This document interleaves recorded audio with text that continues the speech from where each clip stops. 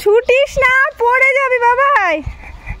সেই ট্রেনে উঠে থেকে মা কই দিদুন বাড়ি দেখো কেমন ছুটছে, দেখো মামাম ছুটো না, পড়ে যাবা। আমরা চলে এসেছি দুপুরবেলা। ও কি রান্না করেছো? গুড মর্নিং বন্ধুরা, তো কেমন আছো সবাই? আশা করছি সবাই খুব ভালো আছো। আর আমি সঙ্গীতার ঘরের আরও একটা নতুন ব্লগে তোমাদের সবাইকে স্বাগত। তো সকাল সকাল স্টেশনে চলে এসেছি আমি, রিয়া, রোদ।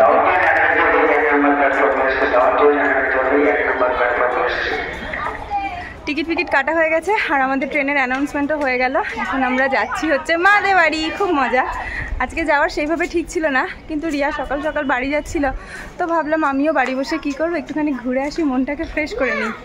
কিন্তু এই যা গরম, মনটাকে ফ্রেশ করতে গিয়ে শরীরের অবস্থা নাজেহাল হয়ে গেল। আমার পাপার আর তর্স হয়েছে না, কখন যে ট্রেন আসবে। বাবু আমার স্নান টান করেও ঘেমে গেছে, দেখো মাথা পুরো ঘেমে ভিজে চপচপ করছে। তাহলে কি ট্রেন আসছে, এখনই আসবে, দেখো দেরি চলে আসবে বাবা। আজকে ট্রেনটাই আমাদের 8 ঘন্টা ঘুরিয়ে দিল। যেখানে আমরা 11টার সময় নামতাম, এখানে 11:30 বাজে। এখন বাড়ি যেতে যেতে 12:30 হয়ে যেত। আর এটা কপালটা ভালো ছিল, নামতে টোটোটা পেয়ে গেছি। চলো এখন করে বাড়ি যাই। সেই সকাল থেকে কত তাড়াহুড়ি, কখন যাব, কিন্তু আস্তে আস্তে সেই 12:30 বাজতেই চললো। আর এখন 12:10 বাজে। আমরা নামলাম টোটো থেকে, আর টোটোটা ভিতরে গেল না, কেননা ঘাটে যাবার মানে গঙ্গার ওপারে যাওয়ার প্যাসেঞ্জার রয়েছে, নৌকো পার হবে, সেই কারণে আমাদের এখানেই নামিয়ে দিল। আমরা এবার হাঁটতে টুকটুক করে যাচ্ছি। আর এদিকটা তো খুব একটা রোদ নেই, পুরো বাঁশে ঘেরা এদিক ওদিক, তাই কোনো রোদটা পড়ছে না, বেশ ঠান্ডা জায়গাটা। এই গরমের দিনে আর কোথাও বেরোবো এই নামটা আর করবো না। রোদ্দুর তো পুরো ক্লান্ত হয়ে গেছে, ঘেমে টেমে একদম যা তা অবস্থা। তো চলো টুকটুক করে বাড়ি যাই, বাড়ি গিয়ে লম্বা রেস্ট। ছুটিস না, পড়ে যাবি বাবাই। সেই ট্রেনে উঠে থেকে মা কই দিদুন বাড়ি দেখো কেমন ছুটছে, দেখো মামাম ছুটো না, পড়ে যাবা। আমরা চলে এসেছি দুপুরবেলা। ও কি রান্না করেছো? রোদ্দুরে চিকেন হয়েছে? যা, তাহলে কি হবে? চলো। এটা কার শরবত হচ্ছে? আমার। হ্যাঁ আমার। ছাতু শরবত, ঠান্ডা ঠান্ডা। আর এটা হচ্ছে আমার নুন চিনি লেবুর জল। মিষ্টি হয়েছে?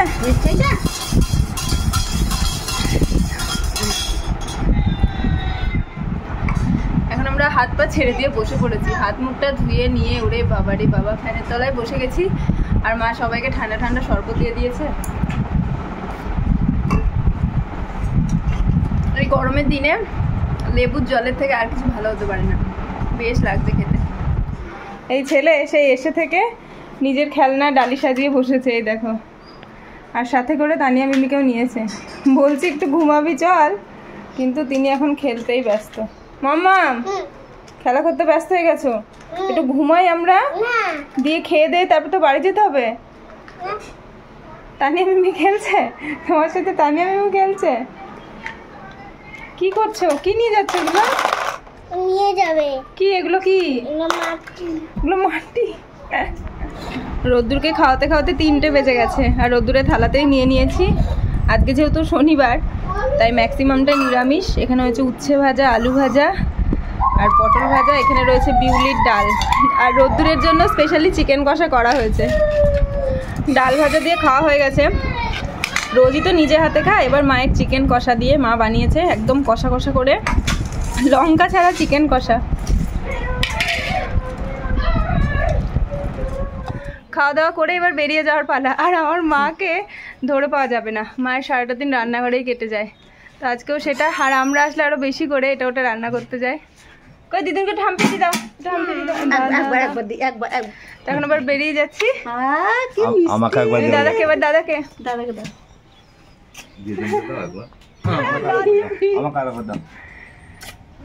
আচ্ছা দাদা দিদুন কবে যাবে বলে দাও। আর মেলাতে কি গাড়ি কিনবে? কি গাড়ি নেবো বলো, কি গাড়ি? দিদুন যাবে না? ট্রেন কে এসছে গো? এটা কে এসছে? বড় মিমিকে নিয়ে যাবো আমরা আজকে সাথে করে। এসে জিজ্ঞেস করছে মিমি তুমি কি পলাশি যাবে আমাদের সাথে? আর নিয়ে যাওয়া হলো না বড় মিমিকে। টাটা বড় মিমি, টাটা। একটু হাম্পি দিয়ে দাও।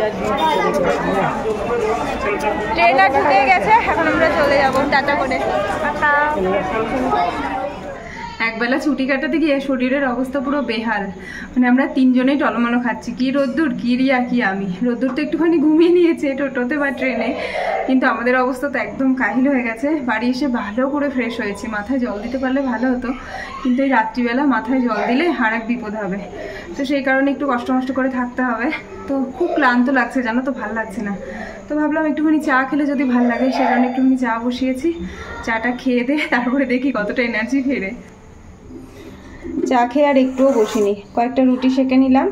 আর আমাদের জন্য মা পাঠিয়ে দিয়েছে চিকেন, আর রোদ্দুরের জন্য দুধ পাঠিয়ে দিয়েছে। গরম জলে দিয়েছিলাম, এই দেখো জলটা ছেঁকে নিলাম, দুধ দিয়ে চটকে খাইয়ে দেবো। প্রথমে এটাকে মেখে নেব, তারপরে দুধ ঢালবো, নয়তো কি হবে মাখা যাবে না পরে। আর গরম জলেই পুরো নরম হয়ে গেছে।